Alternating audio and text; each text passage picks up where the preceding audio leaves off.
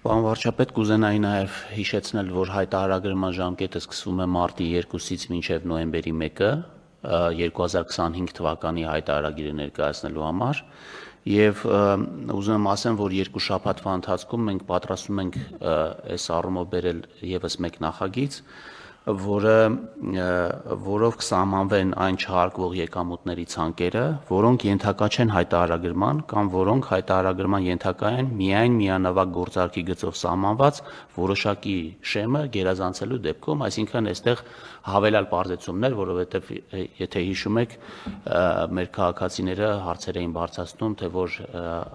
որ շեմերը ընտանիքի անդամներին փոխանցումները եւ այլն, հիմա մենք կոնկրետ սահմանում ենք այն երկար ցանկը, որոնք հայտարարագրման ենթակա չեն